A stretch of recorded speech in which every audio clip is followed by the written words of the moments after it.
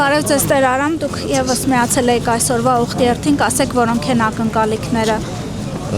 Նախ ուզում եմ մեր ժողովրդին շնորհավորել Քրիստոսի սուրբ ծննդյան կապակցությամբ, ասելով Քրիստոս ծնավ եւ հայտնեցավ։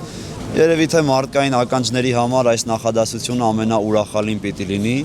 եւ ամենաշատը այս աշխարհում մարդուն հենց այս նախադասությունը լսելը պիտի ուրախացնի, որովհետեւ մենք վերջապես ոչ միայն ֆիզիկական էակներ ենք, այլ նաեւ մանավանդ հոգեվոր էակներ ենք եւ այո մեր Տերը այս տոնի միջոցով իր սերը մեր նկատմամբ արտահայտում է։ Ուրեմն շատ կարևոր է որ եկեղեցին իր առաքելությամբ զբաղվի, սիրելիներ, իսկ եկեղեցու առաքելությունը այն է, որ հաստատի Աստծո թագավորությունը մարդկանց կյանքում, իսկ այդ թագավորության սկիզբը դրվում է Հիսուս Քրիստոսի ծնունդով։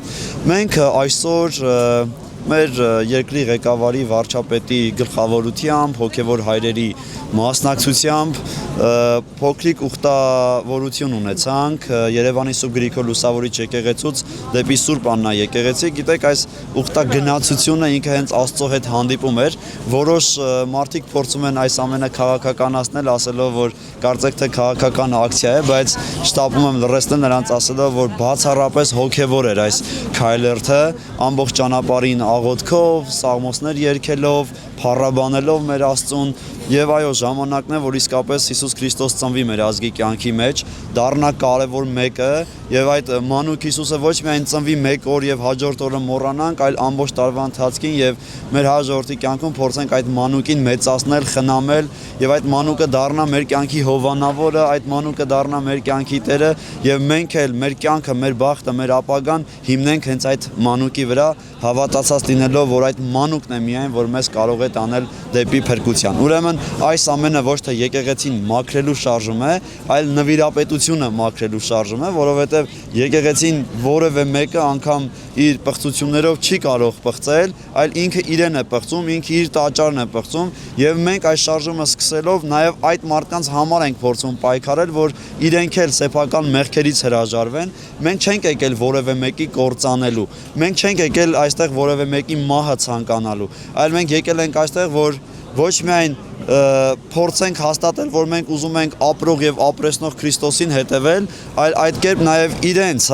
դեպի մահը գնացող այդ մեղավորներին կանչել դեպի կյանք, դեպի Հիսուս Քրիստոս։ Տեր Արամ, վերջին հարցը, վարչապետ օրերս 10 բարձրաստիճան հոգևորականների հետ բարենորոգման վերաբերյալ եկեղեցու հայտարարություն ընդունեց։ Այսօր էլ